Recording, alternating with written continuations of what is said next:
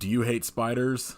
Do you really hate spiders? Well, they don't like you either. Welcome to I Hope You Suffer. Good. I do hate spiders. Yeah, this movie kind of grossed me out. Bunch of eight-legged jerkasses.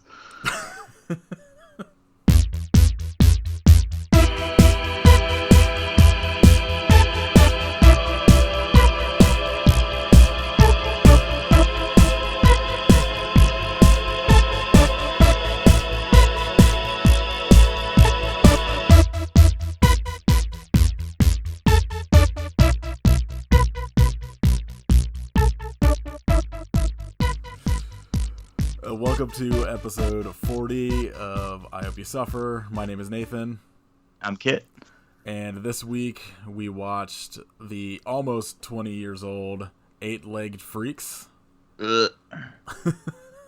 Feels so old. Yeah, it was in 2002, so we're getting close, 17 going on 18 years soon? Yeah. I want to see it in the theater so bad. 20-year anniversary. It'll come back. Hopefully the sequel. Yes. But it's like mutated spiders, so they're 10-legged freaks. I was going to say, or 9-legged freaks. They'll all have 9 legs. Walking all fucking in a circle. One extra ass leg comes out where they shoot webs. Just right out of the top of their head like a unicorn.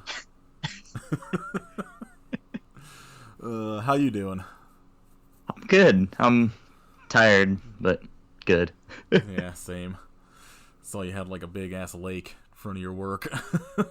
Yes, our whole loading dock was just water. Guessing it's been raining a lot. Yeah, well, it was it started at maybe 2:30 or 3 yesterday, and it was a light drizzle, and then at 4 o'clock it was just 40 minutes of chaos, sideways rain, intense wind. That's when it all filled up like that. I was like, what the fuck? And then it just stopped and was just bright and sunny again, and not a big deal. Yeah, it's all of spring and fall in Ohio, where it'll just be 80 degrees out, real sunny, and then all of a sudden for an hour it's just raining and then nothing. Just sunny again.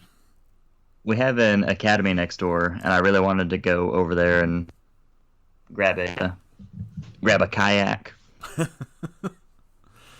I'm still at any of my old jobs, there would have been no supervision and people would have just been jumping into that puddle. There was 10 of us all just staring out the door I'm tempted.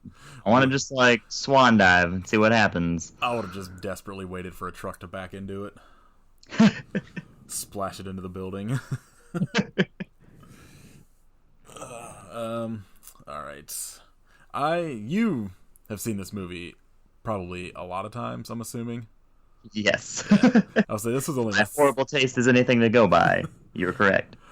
I'll say I think one of the first times that we had maybe talked about movies on Twitter was probably about this movie.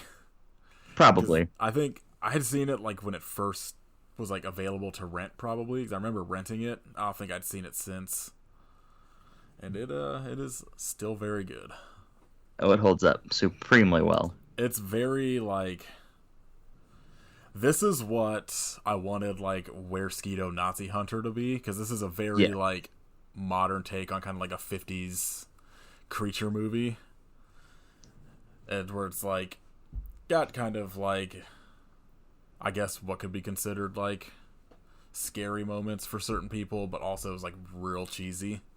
Yeah, it's filled with a bunch of those cartoon moments. Yeah. And I like that the spiders have kind of voices. Squeaking at each other. Yeah. It's pretty awesome. And almost sounds sometimes they're they you could tell they kind of tried to give the different breeds personalities. Yeah.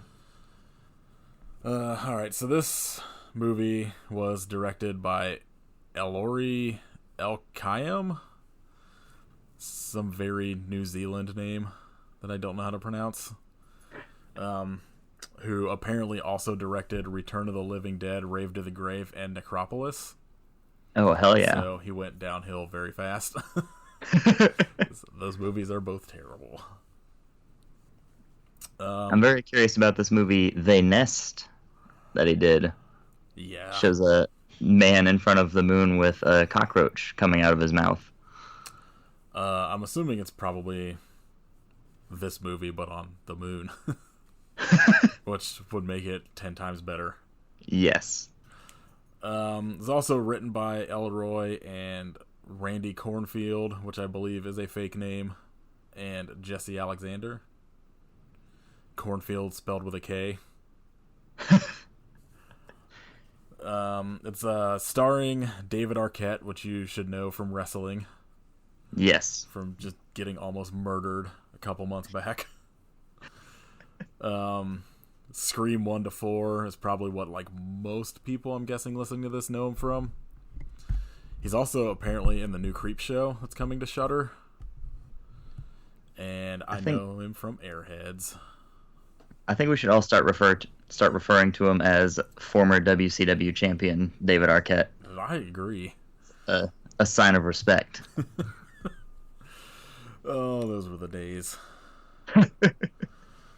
It also stars Carrie Warher as Sheriff Samantha from Anaconda and Thinner and Hellraiser Deader. So, 2 good movies in there. Not Hellraiser. I don't even remember which one Deader is. It was... All I know is it's the one before or after Hellworld, right? It's definitely one of like the last 3. I don't know. I don't know. There's been 2 pretty recently. Oh god, there's been 2? Yeah. Fuck. They were all on like Netflix a couple years ago, and I watched all of them in like a 2-day span. Damn. And yeah, it was not fun. It was The fun for about 5 hours, and then the whole second day was just, what am I doing with my life? Halfway through 3, it's like, oh no. So like, I don't remember really much about anything past 3. I'm pretty sure I just blocked them all out like it's trauma. You should remember because it's in space and has Adam Scott. See, like I remember one being in space, but I couldn't tell you literally anything about it other than that. It's because it's like a wraparound story kind of thing that's in space, and a lot of it takes place in like Victorian era England. Like, it's very weird. Yeah, sounds weird. I haven't seen that one in forever. Is there one that like people get killed with CDs? That was 3. That dude has a like boombox for a head, or like a CD player for a head, and he ejects discs from his mouth and throws them at people. Oh boy. It fucking rules. He's the best Cenobite. That's something. I mean, I would watch them all again if they were on something streaming, but I'm definitely not paying to watch anything besides 1 or 2. I need to see the newer one that doesn't have Doug Bradley in it, because I heard it's just real bad. Which newer one without Doug Bradley? I was only aware of the one, so whatever. Oh, there are 2. Whatever the first one without Doug Bradley was. The found footage one. Oh god. Yeah. I mean, I don't know. That's at least changed it up somewhat by making it found footage, but I can't imagine that's any good. I think I skipped over that one. I need to watch that now. Shudder, get all the Hellraiser movies and sponsors. It also stars Scott Terra as Mike. Some obscure unknown actress named Scarlett Johansson as Ashley. Couldn't really find much in her credits. Never heard of her. Yeah. Something about Avengers. I don't know. I hadn't heard of it. Rick Overton as Deputy Pete, who was in the Seinfeld episodes The Handicap Spot and The Pilot. Jane Edith Wilson as Emma from the Susie episode of Seinfeld.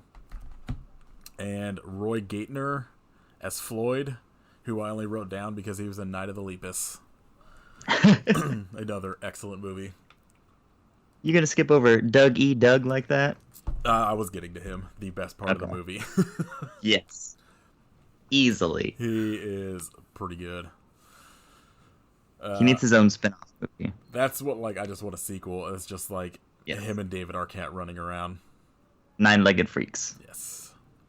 Doug E. Doug, David Arquette. Former WCW champion David Arquette. But they're actually aliens this time. Yes. From the moon. It's just them, like, fighting off aliens with fucking tube lights and chairs and thumbtacks and... Can you imagine a movie where we send Doug E. Doug and David Arquette to the moon to fight spiders? Oh my god. Because I can. And that's an awesome world. Literally the best movie ever made. Second only to our Santa Slay sequel we're working on. Get at us, guys. Yeah, come on, Goldberg. Quit fucking wrestling and make a goddamn sequel. Because wrestling is not working for you. He disliked our sequel idea so much he had Undertaker try and kill him in the ring. Oh, they both need to stop. Yes. Sad. But like 10 years ago. Yeah. 15 years ago. So this movie's original title was Iraq Attack, which is... Ooh, that is an awful title. I'm glad they changed it. That's like a title that's very like 50s, which is kind of probably what this was like. Obviously what this is kind of like intended to be. Yeah. But apparently it was changed like in the middle of like making the movie when David Arquette improvised the 8-legged freaks phrase in the movie, and they were like, oh, it's a better title, and changed it. They're also, if anyone's interested, you can go to their IMDb and find out the make and model of every car in this movie. Car dude coming through for me. Our IMDb hero hooked us up in this one. And there's also like a shit ton of like other movie references in this, or like quotes and stuff.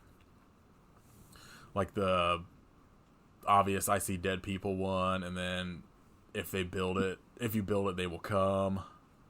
Spider-Man was my favorite one. That one is real weird. It's so stupid. They used it heavily in the commercials for this movie.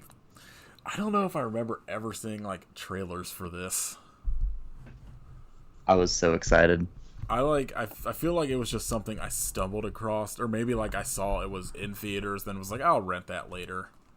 But I don't like know if I ever saw anything about it before I watched it. It's also apparently based on like a short film the director made that is on the DVD. I just didn't get time to watch it.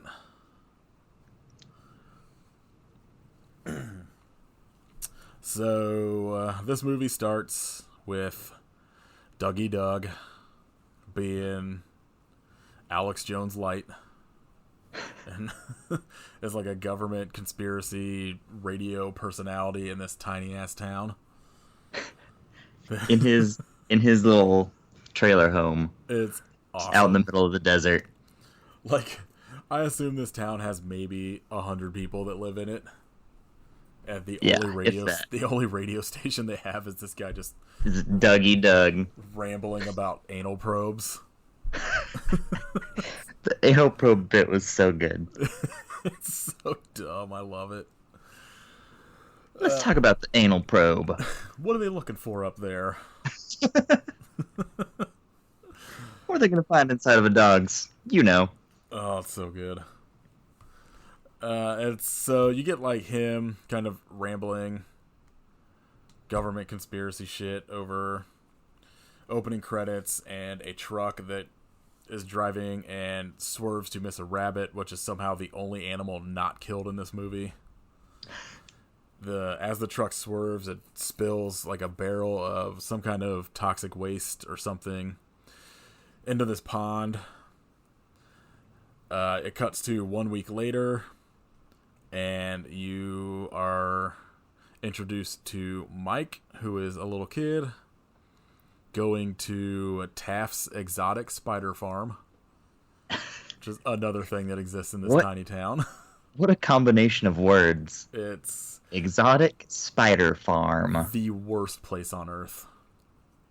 Mainly because it's run by Tom Noonan, like in one of his creepiest incarnations yet, in my opinion. You could not pay me to go into this place.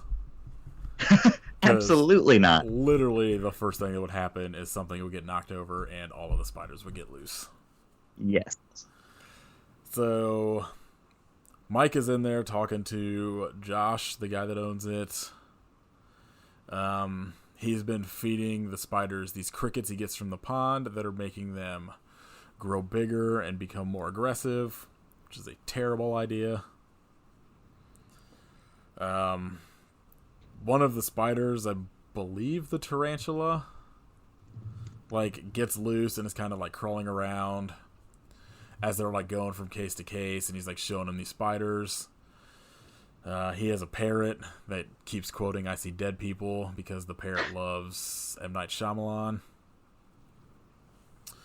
Eventually Mike leaves and this tarantula is on Josh's back, which crawls up and bites him on the neck, which causes Josh to knock over all of the spider cages. And immediately the spiders are everywhere. Like, they're knocking over shelves and shit, like they're on the ceiling. Including the jumping ones that just eat the shit out of the parrot. The one that murders the parrot. It's crazy. Again, every animal you see in this movie gets killed. For real. Yeah. No, not for real. There was no... Probably. I didn't stay in the credits long enough to see. Yeah. Every animal was harmed in the making of this movie. I hung out through the credits until Itsy Bitsy Spider ended. And I was like, alright, well, we're done here. I just fast forward to make sure there wasn't anything after the credits, because Marvel has trained me to look at everything now. A post-credit stinger for the Eight-Legged Freaks cinematic universe. I mean, my theory is that I want that. Every horror movie, like, starts with the idea of, like, becoming a sequel. So, like, I just check because I'm just like, who knows? And every once in a while, there's actually something there. Like Space Clown with their, like, 7 end credit scenes. I want all horror movies to take place in the same universe. So they can just, like, cross over at will. That was, like, the fucking tweet a couple weeks ago that somebody was like, if you could cross, like, you know, have, like, 3 horror movies meet up in a fight. Mine was Horace Pinker from Shocker, the ghosts from Ghost Jaws, and I think maybe Goldberg from Santa Slay. Can't remember what my third one was. I'm going to cheat. I'm going to say the 13 Ghosts from 13 Ghosts. Yes. Jason Voorhees and the Graboids from Tremors. It's always good having this. You got one somewhat human thing and then just creatures. So then it's just Jason fighting off creatures. I would watch the shit out of that. Just riding one of the Graboids, like, through the crowd of 13 ghosts. Just have him kill Kevin Bacon at the very beginning. Just all shit breaks loose. So after all these spiders get loose, it cuts to, and another week later. Time's flying by in this film. Yeah, you can go like 2 weeks within the first like 10 minutes. Has anyone noticed that Josh is dead? Does anyone give a shit? And they're just like, oh, hey, that creepy old spider fucking died. Whatever. I assume literally nobody besides this little kid goes to see him. That makes sense. And he's not supposed to because his mom, the sheriff, won't let him. So, assume he doesn't Which go is smart, super because often. he's a creepy old man who owns a spider farm. Yeah. That dude definitely has murdered some children and fed them to those spiders. Yes. So, at this point, you're introduced to Chris, David Arquette's character, WCW champion David Arquette, who has some sick facial hair that is somehow a major plot point of this movie. Get a figure. He arrives home and meets his Aunt Gladys. They have like a back and forth about some nonsense about the mine. Because apparently his family owns a gold mine that is empty. You have a pretty awesome scene where you're introduced to Sheriff Samantha and a Deputy Pete, where he is pulling this fucking toxic waste bin out of the lake, and she's just like yelling about how it spilled like all of this garbage into the lake that could be harming people, and he's just like standing in it. Was it this scene where he gets some of it on his fingers and pats it on top of his head since he's balding? Oh, he's like the second best part of this movie. Sheriff Samantha leaves this scene and pulls over a bunch of dildos on dirt bikes. Not literal dildos. That might as well been. That would have been dope. That's the movie that needs to be made. We'll save that for Nine-Legged Freaks. Dildos on dirt bikes. Alright, never mind. Now it's just its own movie. She pulls over these like kids on these dirt bikes, a bunch of hoodlums that her daughter Ashley is hanging out with. She makes Ashley like leave with her, which is a smart move because these kids all look like trouble. They go home. Mike calls Josh to like warn him about the spiders, and Josh obviously doesn't answer because you see footage. He's been dead for 2 weeks. Yeah. He's just been cocooned and probably had all of his insides sucked out. You cut to a town meeting at a mall. Was it Prosperity Mall? Yeah. It's like the one big landmark in their town. Yeah. The mall. I love the scene later where Wade's just there eating, and he's like the only person in the entire mall eating an ostrich burger. From his super successful ostrich farm. A lot of farms in this town. What used to be a successful one. For spoiler, all of his ostrich get eaten. Wade is holding this town meeting about how apparently somebody wants to like buy the town and relocate everybody, but like only if everybody agrees. Chris like refuses to sell the gold mine because before his dad died, he told everybody that there was like another like part of the mine that had a bunch of gold in it, but nobody believes him. Chris and Wade get into some sort of argument, and Chris punches the shit out of Wade. Then some other stuff happens. The fuck happens after this? Oh, that's when you get like Pete with the cat. Yes. This scene is crazy. Cat gets stuck in a wall. So Pete's back at home with his wife, and he's doing some kind of like construction on their house, and he's got like a hole in the wall that like the cat grows into, and like him and his wife argue back and forth about like this construction taking too long and how he was supposed to like cover this hole. And then all of a sudden the cat fights a spider in the wall, and like they just hear the sound, like they hear like the and they're like, what was that? And they go over to the wall and like take a close look, and you just see like the imprint of the cat's face get smashed into the wall. And then the body of the spider, and then the cat just doing ridiculous poses, like getting slammed into it. It's so awesome. It's the only, like, I really just, like, I wanted the cat to live. I just wanted to be this entire fight, and then the cat just, like, falls through the ceiling and walks away. Then the spider just, like, eats his wife. The scene was awesome. I'm very into very stupid, like, slapstick humor like that. You cut back to Chris with his Aunt Gladys, and they're kind of having a back and forth about how Chris needs to tell Samantha about his feelings for her and like why he left town. Gladys says the line, "Lose the face fuzz first, makes your mouth look like a stripper's crotch." God damn it, Gladys. What a way with words. Um, Chris goes to talk to Samantha with some flowers that he very obviously pulled out of the ground. After he gets shaved. Yes. Oh, yeah, it doesn't. Yeah. I forgot. He goes the fucking weird scene with the barber who somewhat threatens to murder him.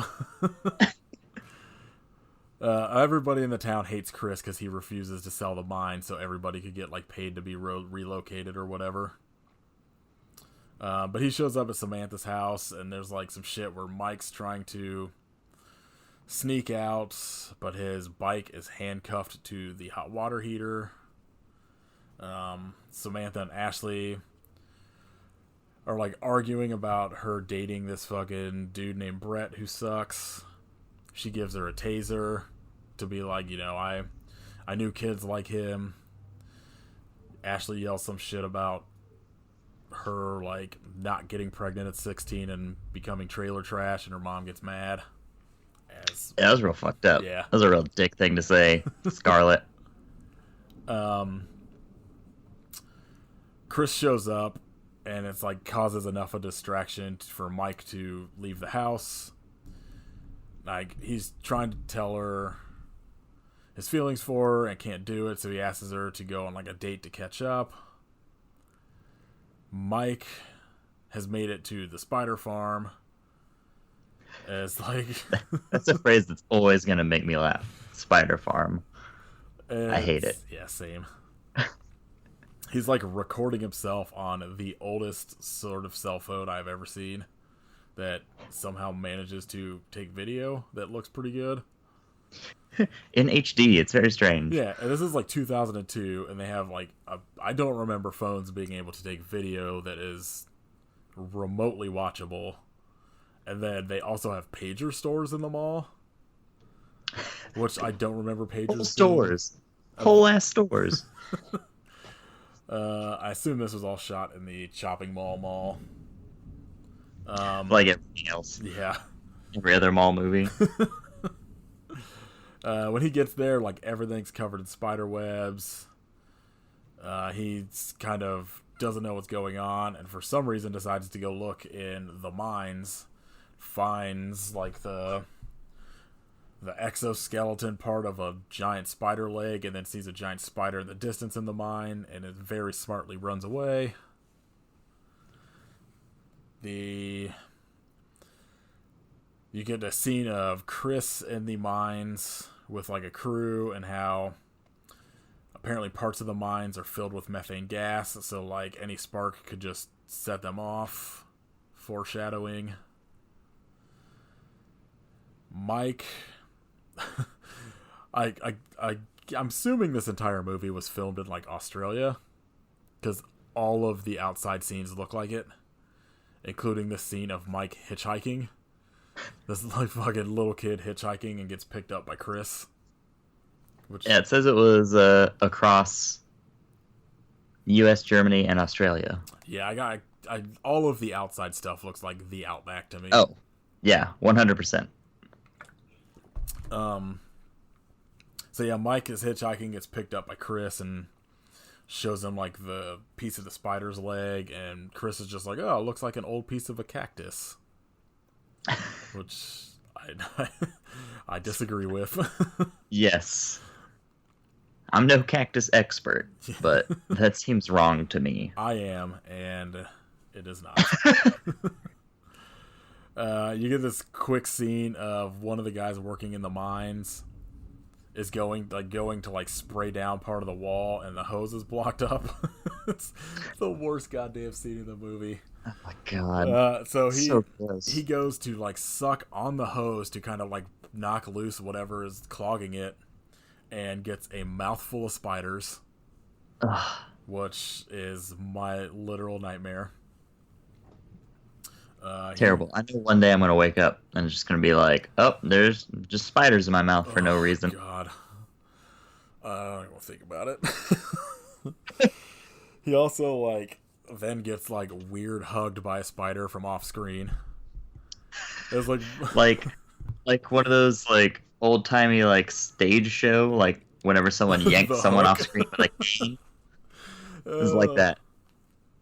it's fucking like my favorite CGI effect in the entire movie is just these two like fucking spider arms coming into the screen and Gently reaching and yeah, yanking this person off screen. like they literally just like softly grab him and then pull him real quick off screen.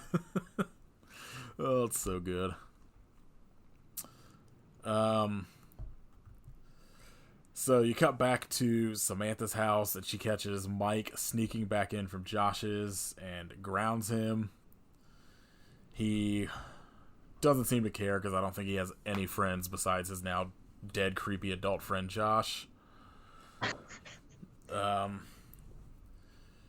You get a scene of Wade talking on the phone on his ostrich farm about the nuclear wastes, or not, I don't even know if it's nuclear waste, some kind of toxic waste being stored in the mines. And like Brett is, I guess, his son. I don't know the relationship there. Stepson, I think, right? I was like, he constantly calls him Wade. Yeah. So I guess that would make sense. Brett's like leaving, talking to Wade, and Wade's ignoring him and just keeps talking on the phone. After Brett leaves, Wade hears like a ruckus outside and goes outside and sees his ostriches just fucking getting eaten. Like, apparently these spiders are smart enough to figure out a way to burrow into the ground and like make tunnels, I guess. That's probably a thing some spiders could do. But they're like pulling the ostriches like into the ground. So it's like it's one of those scenes where like every time like Wade turns around, an ostrich is just gone. It's just like a puff of feathers.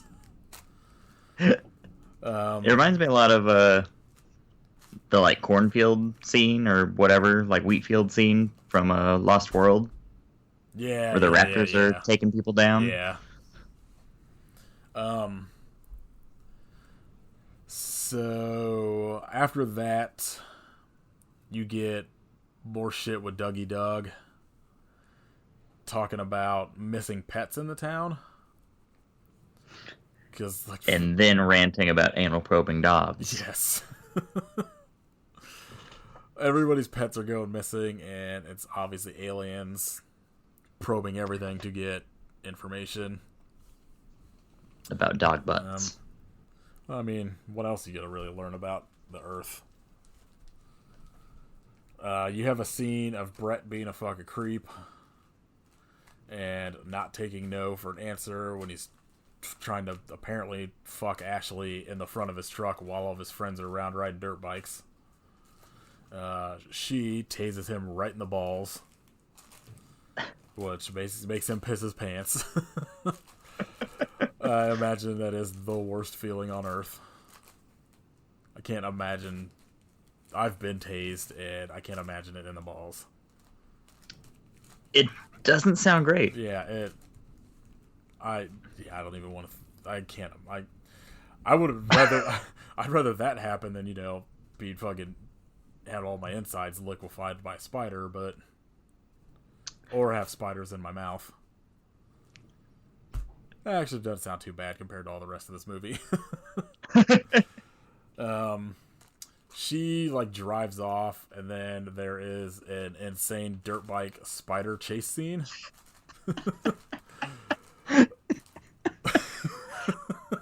What a good sequence.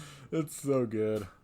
Because it features, I can't remember if it's Brett or one of the other guys, but they hit like a mound of sand and are up in the air, and a spider jumps alongside them, and they do one of those like motocross moves. I forget the name, but I think it's like a Superman, but it's probably like some kind of like alternate name for it because he's not going straight back; he's doing it to the side. Yeah, like a cat something or whatever. But he kicks his legs off to the side and does this motocross move to kick the spider in midair. And land it perfectly. It's as dumb as any of the extreme sports shit in Escape from LA, but just done better. They need to add giant spiders to the X Games next year. Yes. Even if it's just fake ones that they just shoot out at them with like a fucking catapult. You gotta try and kick it. I would watch the X Games so fast if they were just like introducing dirt bike spider race. This scene takes forever too, but it's all gold. So pretty much everybody except Brett gets eaten by a spider. You also have a scene where Brett like hops across the road on his dirt bike in front of like a giant oil tanker thing, or like some sort of fucking semi-tanker filled with some sort of flammable liquid that like hits a phone line with a bunch of spiders on it and explodes, and then a bunch of fire spiders come after him. So now the spiders are on fire and coming after him. What a great film. Oh, this is fucking perfect. This is a straight up 11 out of 10. Brett eventually crashes his dirt bike into one of the mine shafts, which causes like the entrance to it to like cave in so none of the spiders could get in. You cut to a scene of Aunt Gladys's dog getting eaten by spiders in the basement through this giant fucking hole that's in her basement wall for some reason. I'm guessing the spiders put that there, but I feel like they would have been in the house at that point. It's just the style. Style of the home. You know, it's crazy how every single fucking building in this movie is attached to these mine shafts. Yeah, I feel just like the entire town would just like collapse in on itself like a sinkhole. They're trying really hard to find all the gold. I mean, I guess even like to the point where they're just like busting into people's houses. Gladys goes to look for her dog and gets taken by the spiders and is just cocooned. Chris goes after her and finds a giant spider leg. Immediately brings it back to Mike. Mike's kind of like doing some kind of weird computer shit, like showing him how like the spiders at some point had grown whatever size, and based on like the leg Chris brought him have grown even bigger. While this is going on, a giant spider creeps into Ashley's room to, I'm guessing, steal all of her new metal posters. Fucking like POD poster in the background, and I think a fucking Kid Rock one. My God, if every time the spiders were on screen, it played like So Alive instead of fucking Itsy Bitsy Spider. Just every time they like bust into a room, it's like, my name is Kid. Oh God, people need to let us make movies. I agree. So they let Human Centipede dude make like 3 of those. Oh, those are all Come terrible. On. Yeah. I think I watched I never saw the other 2. I can only assume they are as bad as the first one based on the description. The second one is at least like so bonkers you can't believe what you're watching. So like it's at least got a watchability factor to it, unlike at least the first one. I never saw the third. The first one I only watched because I was like, everybody was just like going on about it, and I was like, oh, it's on Netflix, like I'll watch it, and I was like, this is just real stupid. Yes. I have no interest in watching the other 2. The second one like only sounded interesting because I was like, wait, so it's about a guy that's making a movie about the first movie or whatever, or like making a Human Centipede because he saw the first movie, which is somehow a real movie in that universe. Yes, and he also jerks off with sandpaper at some point. Oh, well, you sold me there. There's only 2 scenes I remember from that movie, and that's one of them. What's the other one?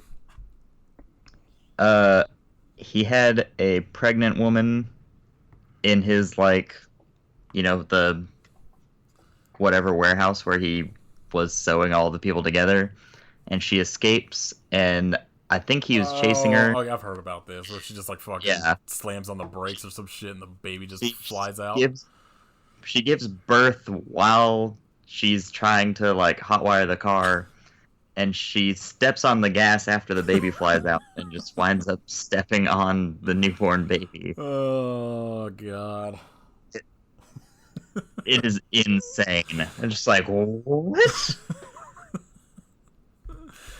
Oh, you may have just fucking made me watch that movie.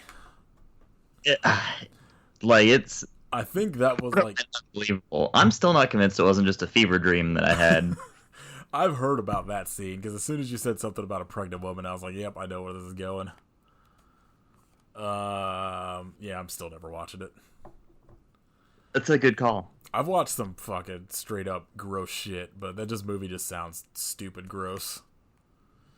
Yes.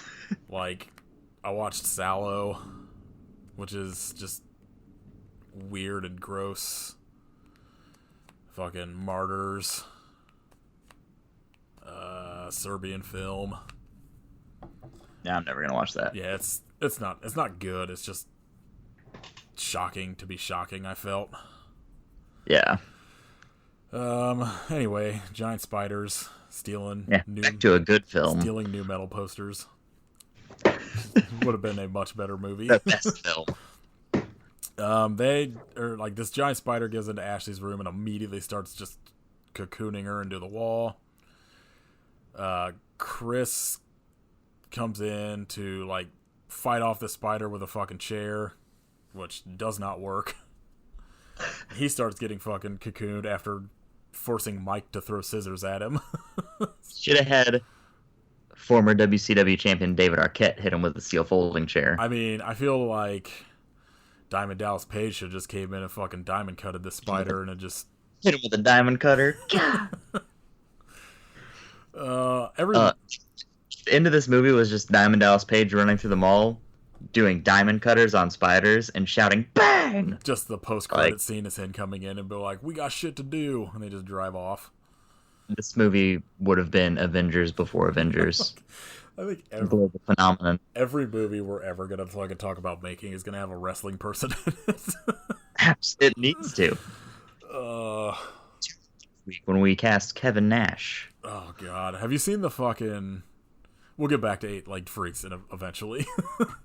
Have you seen the fucking movie that's like about monsters that wrestle with Kevin Nash in it? I've heard about it. I didn't realize Kevin Nash was in it. It was on Netflix or Hulu at some point, and I watched it, and it's fucking stupid, but it's kind of worth watching, but Kevin Nash cannot act. Like, at all. I liked him as the Russian guy who does not say anything in The Punisher. That's pretty much how I feel like he is best served, is just being like a big dude in a movie that does not talk. And then just as a horny guy in Magic Mike. What? He's in Magic Mike? He is. He plays a male stripper named Tarzan. What? Is he even in like shape to be a fucking male stripper? Yeah, he is still fucking jacked. Is he? I feel like the last time I saw him, he did not look well. That could have also probably been like mid-2000s.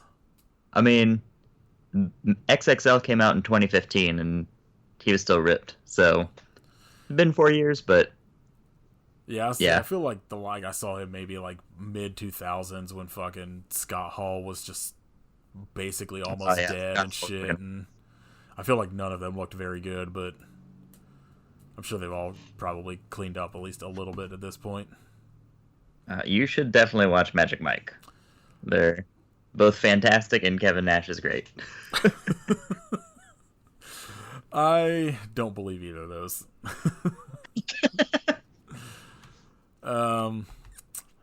Yes. This is an unexpected turn for 8-Legged.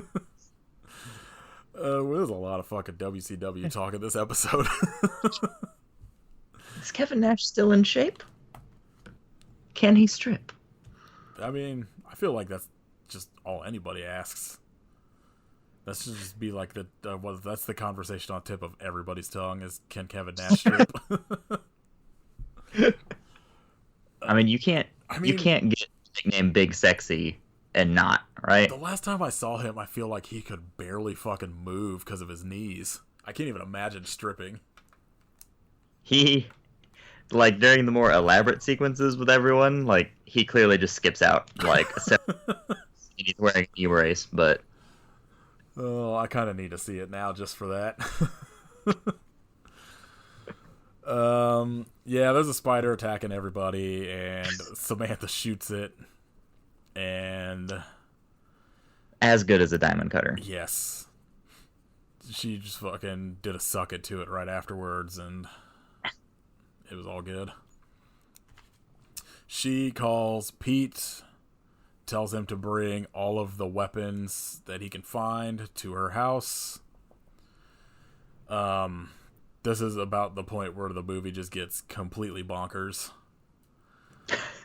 As if it hasn't already. I think it was already. I mean, this goddamn fucking tarantula is just like a fucking indestructible beast. Which, now that I'm thinking about it, you never see the giant tarantula die, because it's not in the mines at the end. I think it's still out there. Wandering the deserts of what is where the movie's supposed to take place. I think we have a sequel on our hands.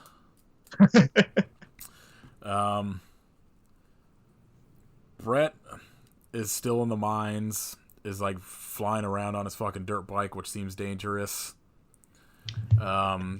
Sees a bunch of people like being cocooned and eaten by the fucking female spider in this gang that is massive.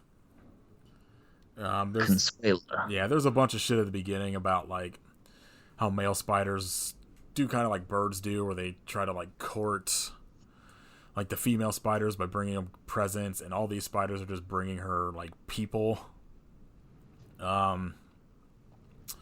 Pete is like driving to Samantha's house and is being followed by spiders that he is completely oblivious to.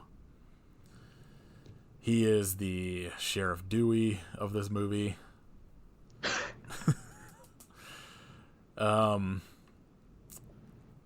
Mike, or like after Pete shows up at Sheriff Samantha's house, they all come outside to like run to the car. There's like a giant spider on top of it that is like puncturing the ceiling to get at Pete. I think Samantha shoots it and has everybody like both the kids go run towards the police car to get inside. There's a bunch of spiders on top of their house. That's when she comes running to the car, jump out to attack her, and Chris shoots both of them. When they're in the car, at this point, like whenever like that fucking truck thing exploded and hit the power line, it cut all of the phone lines to the entire town. Oh yeah. So like nobody can call or get a hold of anybody. The only form of communication is Dougie Doug with his fucking radio show. Hell yeah. So Mike has the idea spreading the word of going to his house and having them get on the radio to tell everybody about the giant spiders. Dougie Doug's character's name is Harlan. I finally wrote it down like halfway through this movie. They get to Harlan's like RV trailer home, and they are immediately attacked by the biggest goddamn tarantula anyone has ever seen. one of those Goliath bird-eating spiders. It's just regular size. I assume it's the tarantula that like bites Josh at the beginning. His creepy old blood gave it power. Turn it into a fucking creep tarantula that tries to like fuck this trailer. Samantha makes like a radio call. Everybody obviously does not believe her when she like tells the town, like, oh, there's like giant spiders attacking everywhere, blah blah blah. This giant tarantula apparently can't walk around this trailer. It has to go over it. And it's like one of those old like 50s kind of metal, like, yeah, like circular. It kind of looks like the shape of like a Twinkie kind of trailers. and so it can't get like It's a big Twinkie. it can't get like a good grip, and it's constantly like just struggling to get over it. And while it's trying to climb over it, it ends up tipping the trailer over. So now to get out, everybody has to like climb through like the door that's now the ceiling. They eventually get like out of this trailer and get back to the police car as like the tarantula like comes back around after them. And then you just get like a bunch of scenes of just the spiders just overtaking the town and just fucking taking everybody. My favorite is the spider that opens a car door and just yanks someone out of their car. It's like a door. Damn, all right. I think like one spider pulls the door one off pulls it open and another. Yeah. These spiders have better teamwork than the humans do. Yeah, it's savage. I just like all of the ones that are like in the fucking like sewer grates that are just pulling people in. Or maybe they're just like busting through the cement, I don't remember, but like they're just like pulling people underground.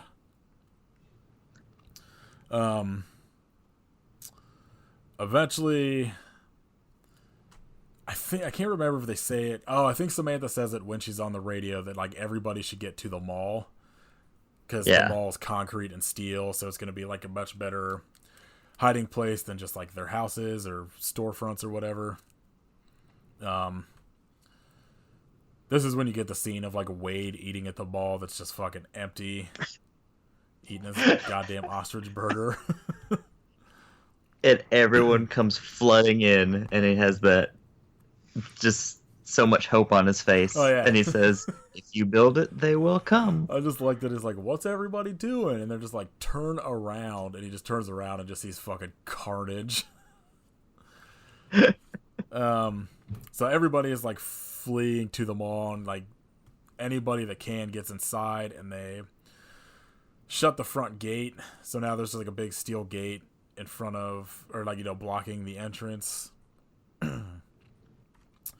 They decide that they need to call like 911 to get some kind of fucking military help, but nobody has a cell phone signal.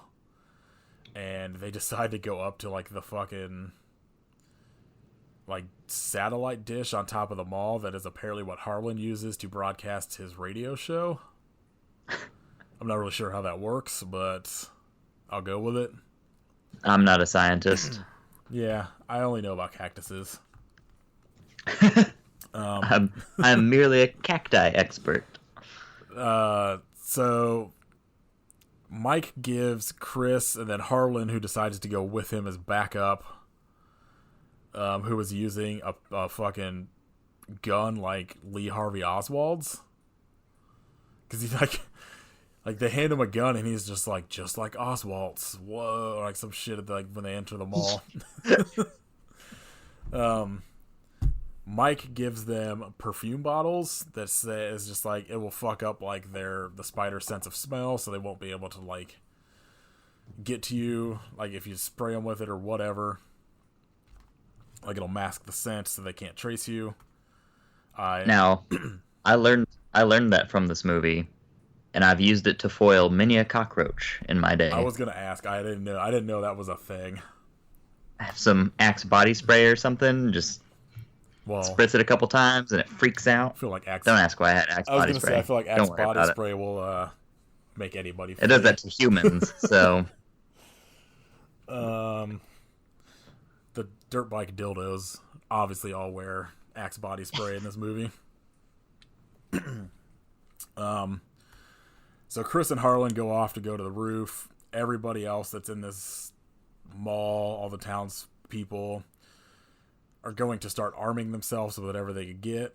And you get kind of like a montage of just people grabbing shit like chainsaws and fucking pitchforks and whatever they could find in this mall. Of course, the dude that grabs a hockey mask. Yes, the hockey mask dude with the chainsaw. Spiders start trying to like bust through the gate. Wade kind of is in the background and slowly backs out of the room and goes into like a back back hallway in this mall and ends up like locking everybody in the mall, goes through the steel door, locks it or whatever, and is like apparently in the mines because the mines literally have an entrance into the mall. Ashley sees seems excessive. It's crazy. Like opinion. I said, every single fucking building in this town has an entrance to these fucking mines, which just seems dangerous. But Ashley sees him do this.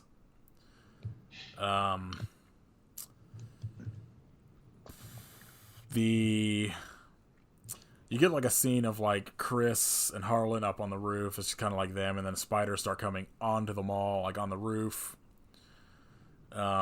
Spiders are like the giant tarantula eventually busts through the entrance and lets all of the spiders into the mall. So everybody's trying to like fight them off and kind of backing up farther into the mall. You cut back to Chris and Harlan on the roof. The phone call doesn't work.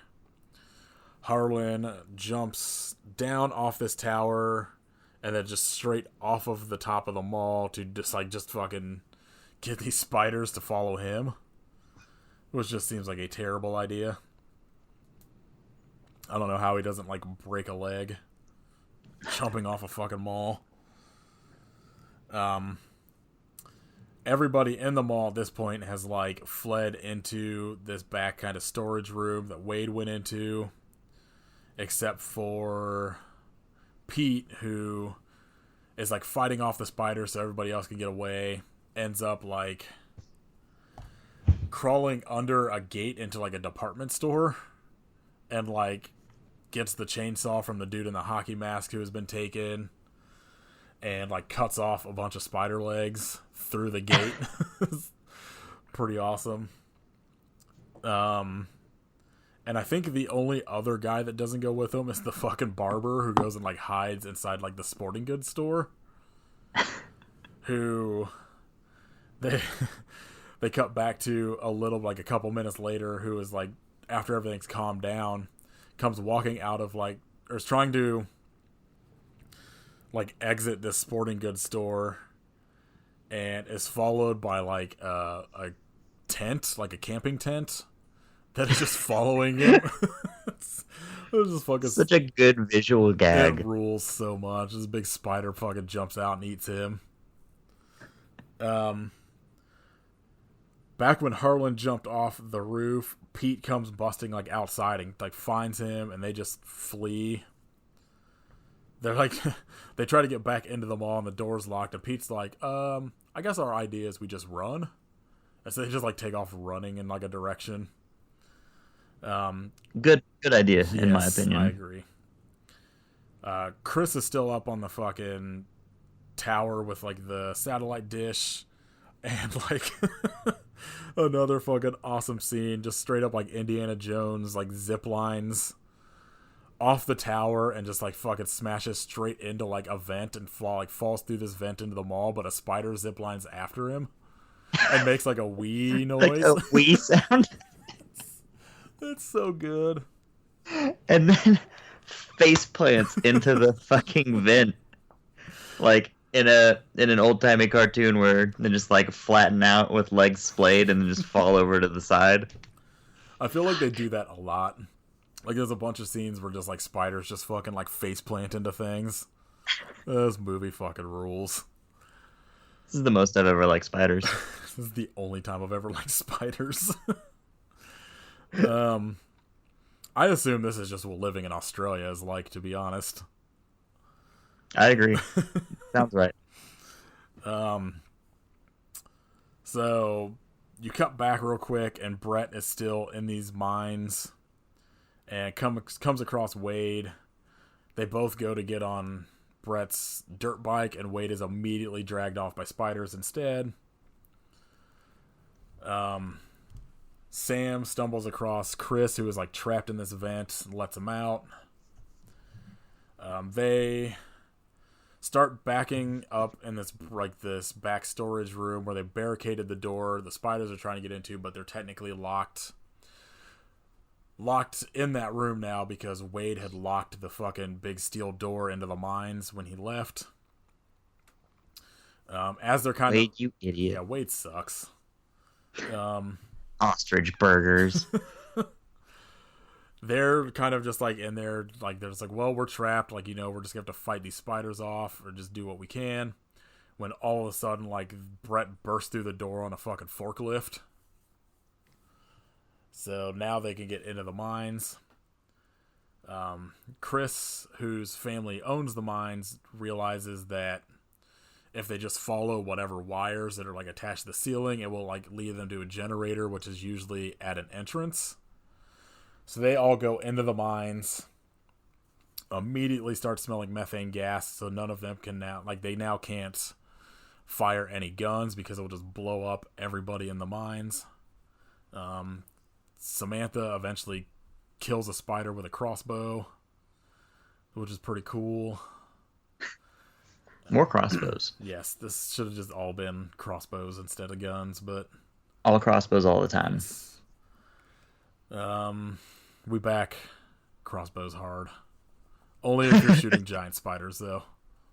Yes, that's all you're allowed to shoot with them. Eventually, they start working their way into, like, the rooms that are just, like, cocooned in, like, that fucking spider webs. And Wade is saved from a cocoon for some reason. I would have just left him there. Chris eventually sends Samantha and the rest of the people that are following to follow, like, the wires that'll lead them outside, and when they get outside, to restart one of the generators. Chris is going to stay behind to find his Aunt Gladys. He enters, like, the main, I guess, chamber where, like, this female spider lives that looks like a spider web version of, like, the room in Aliens, or an Alien.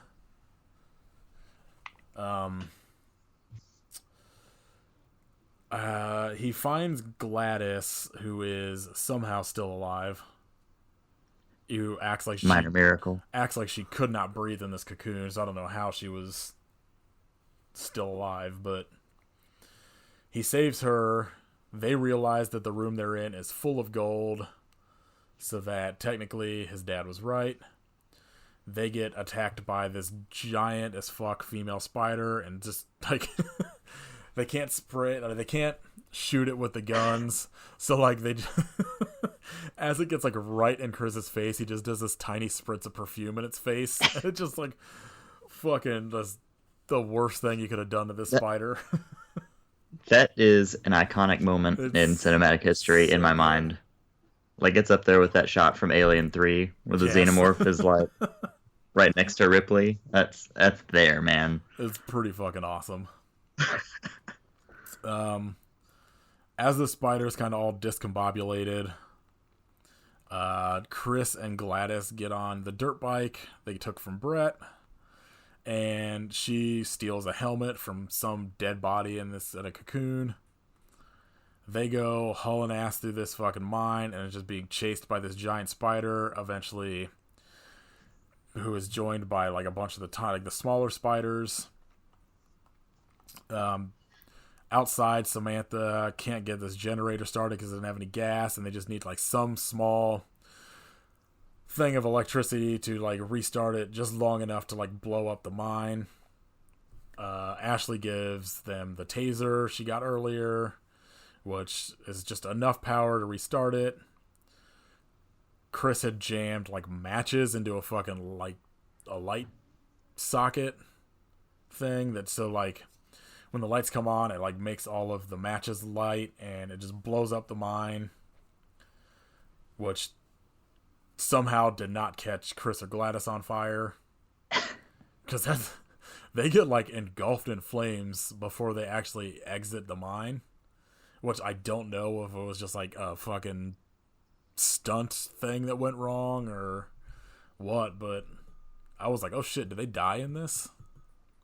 If former WCW champion David Arquette still had his facial hair, he definitely would have caught on fire. Oh yeah, that would have been a fucking awesome line if they would have had that in the movie.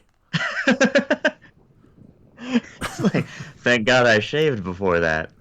We would have surely been doomed.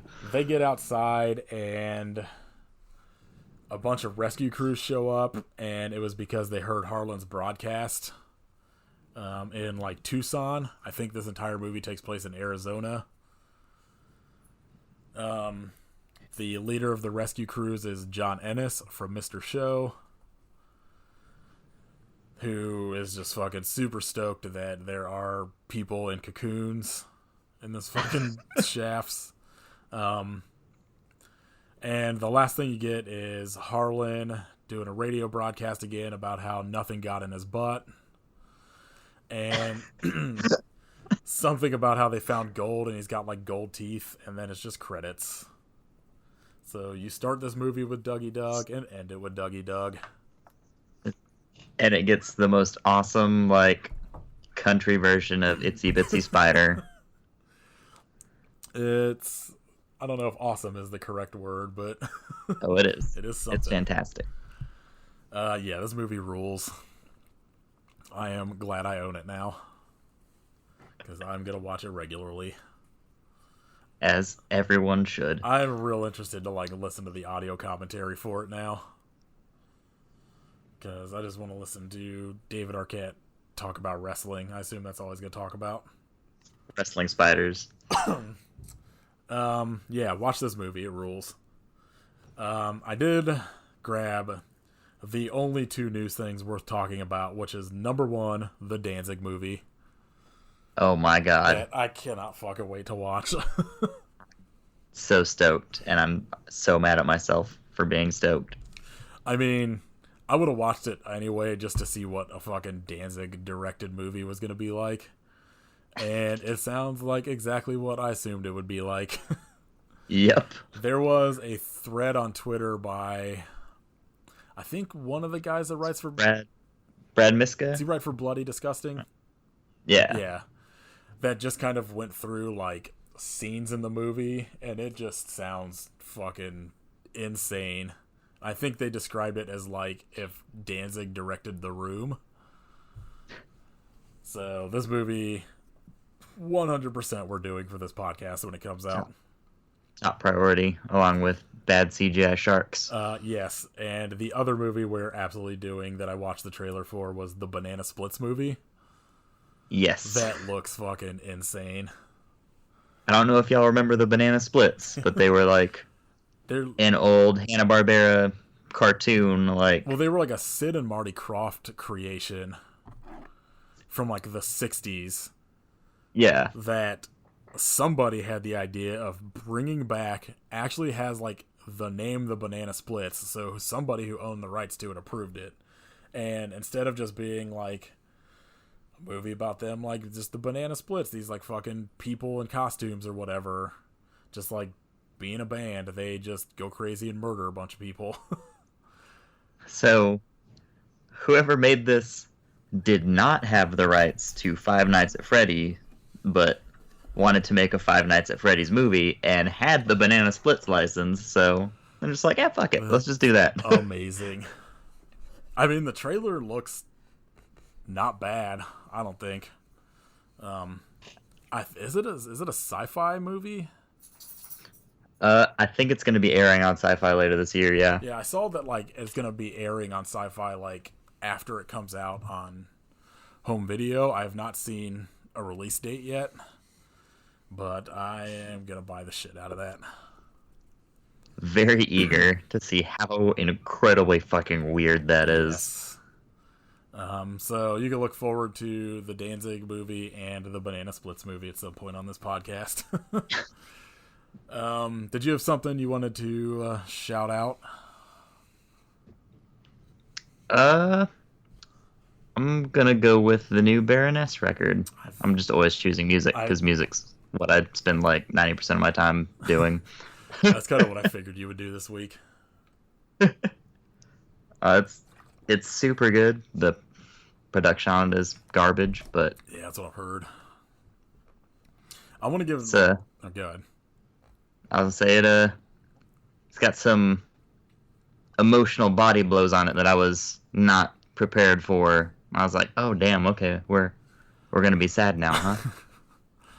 I fucking love their last two albums, and I loved the single they released. That first one that has like the fucking weird blast beats in it. Yeah. So I want to give it a listen, but I just haven't got to it yet. And I heard like people complaining about the production of it. I can see it being a deal breaker for some people. It's not for me. I mean, you know, I like I don't Anger, like it, so but yeah, same. So like bad productions, whatever. Yeah, I can live with it. I won't be stoked about it, and I'll still wish it wasn't. But you know, it is what it is. I saw them on tour with Purple when they were touring with Youth Code, and it was like one of the best shows I think I've ever been to. Oh, that sounds super dope. Oh, so good. Youth Code was so good, and then they came out and did a bunch of like Purple and Yellow and Green stuff, and then like a bunch of shit off Blue. Yeah. Which I think Blue is probably still my favorite, but I don't know, Yellow is pretty fucking good. But yeah, Baroness rules. I need to give that a listen. Maybe I might do that at work tomorrow. You definitely should. I have been listening to this podcast because I spend 9 to 10 hours at work all night just fucking usually listening to podcasts. Called Customers Also Watched. That is like the idea behind it was they picked one movie to start, and then Erica, the host, has to pick the next movie based on the Customers Also Watched list on Amazon Prime. Okay. And like it has to be a movie she hasn't seen before or hasn't seen in a really long time. She can't look up anything on like IMDb. It has to just be like based on, you know, like the poster, the quick description, and the year that's on Amazon Prime. Yeah. And they get into some hot garbage. Like some of the movies somehow sound worse than some of the shit we have done. That's pretty good though. There's maybe like 10, 12 episodes, I think, and then about every 2 or 3 episodes she brings on her friend Rebecca, and who is like not super familiar with horror movies, and she discusses like a franchise with her. So they did like the first one was like the Leprechaun franchise, where she just like explains like all the Leprechaun movies to her, and then I think they did Prom Night, the Slumber Party Massacre movies, and I think Child's Play was the most recent one. But yeah, I'm pretty into it. It's really good.